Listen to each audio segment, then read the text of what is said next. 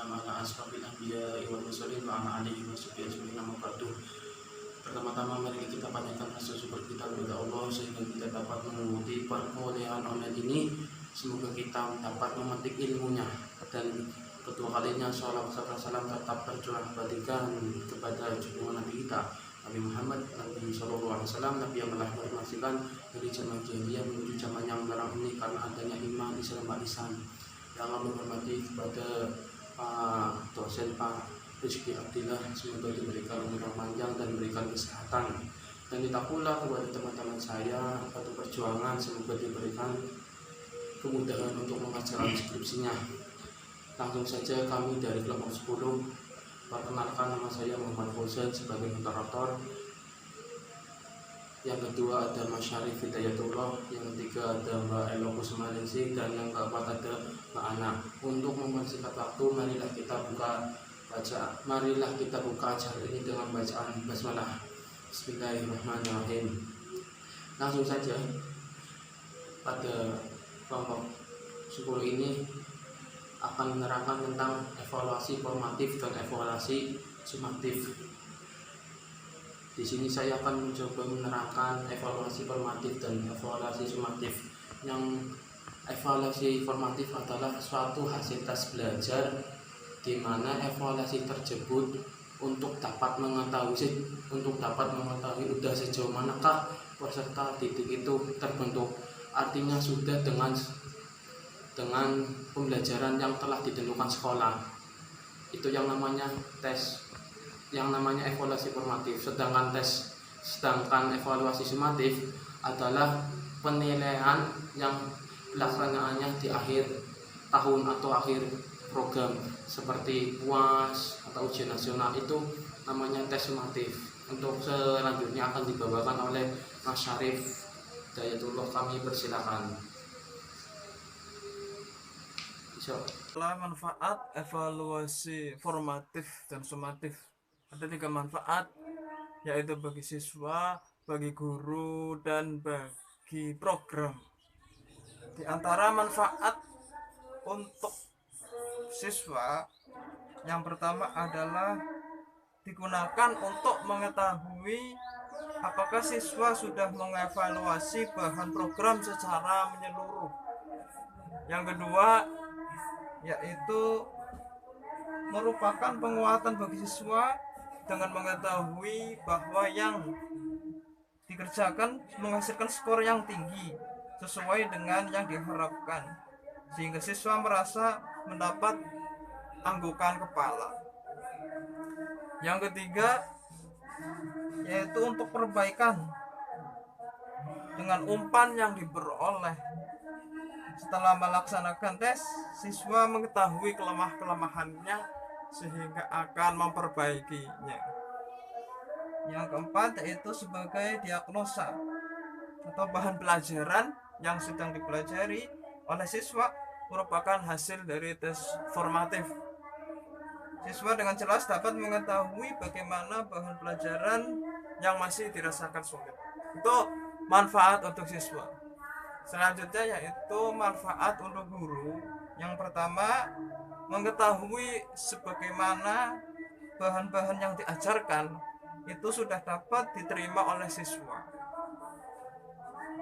Yang kedua, untuk mengetahui bagian-bagian mana dan bahan pelajaran yang belum menjadi milik siswa, sehingga apabila bagian yang belum dikuasai kebetulan merupakan bahan prasyarat bagian pelajaran yang lain, maka bagian ini harus diterangkan lagi.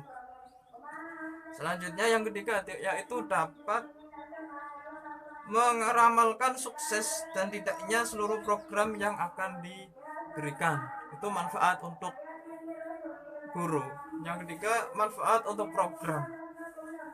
Yang pertama yaitu apakah program yang diberikan merupakan program yang tepat dalam arti sesuai dengan kecakapan siswa. Manfaat yang kedua yaitu apakah program tersebut membutuhkan pengetahuan prasyarat yang belum diperhitungkan. Dan yang ketiga, apakah diperlukan alat, sarana dan prasarana untuk memperbaiki hasil yang akan dicapai. Dan yang keempat, adalah apakah metode pendekatan dan alat evaluasi yang digunakan sudah tepat. Baik, selanjutnya saya akan menjelaskan sub 3 tentang perbedaan penilaian evaluasi formatif dan evaluasi sumatif. Banyak perbedaan pengertian di kalangan guru-guru tentang penilaian evaluasi formatif dan evaluasi sumatif. Evaluasi formatif memiliki perbedaan dengan evaluasi sumatif. Di sini saya akan menjelaskan dari kedua perbedaan pengertian tersebut.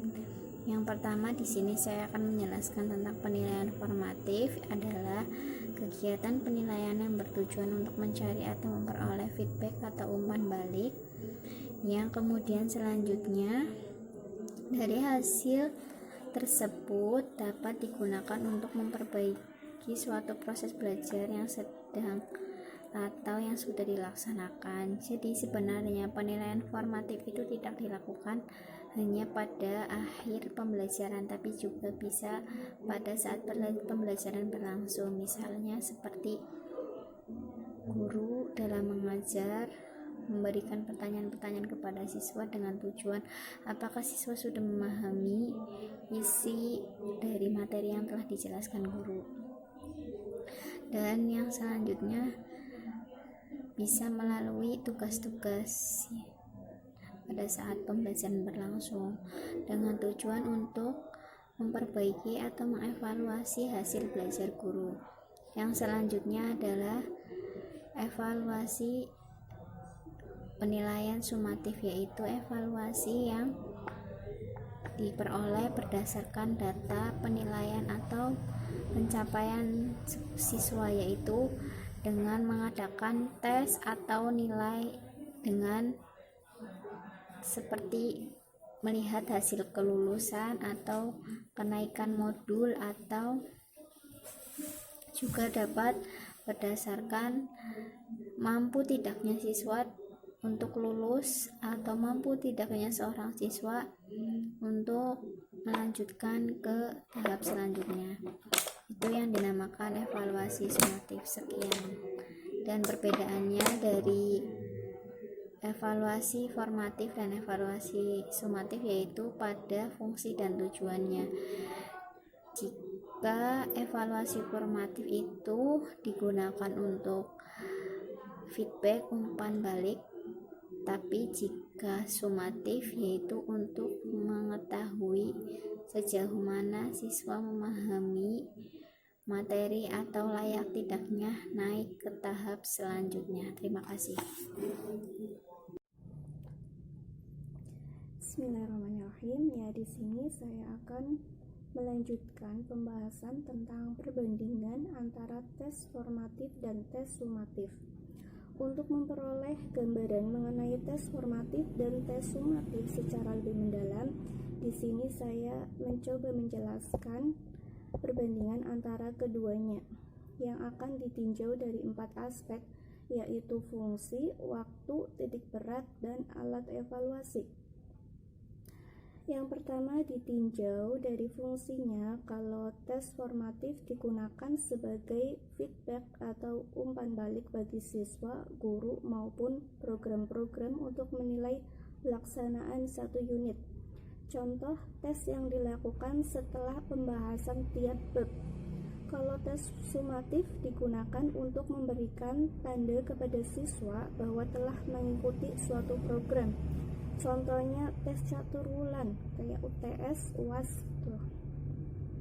Kalau yang kedua ditinjau dari waktu. Kalau tes formatif dilakukan selama pelajaran berlangsung untuk mengetahui kekurangan agar pelajaran dapat berlangsung sebaik-baiknya. Kalau tes sumatif dilakukan pada akhir unit catur wulan atau semester akhir pendidikan. Yang ketiga ditinjau dari titik berat penilaian. Kalau tes formatif menekankan pada tingkah laku kognitif atau pengetahuan, kalau tes sumatif sama-sama menekankan pada tingkah laku kognitif, akan tetapi ada kalanya pada tingkat program, pada tingkat psikomotor dan afektif. Yang keempat, ditinjau dari segi alat evaluasi. Kalau tes formatif merupakan tes prestasi belajar yang tersusun secara baik, kalau tes sumatif merupakan tes ujian akhir.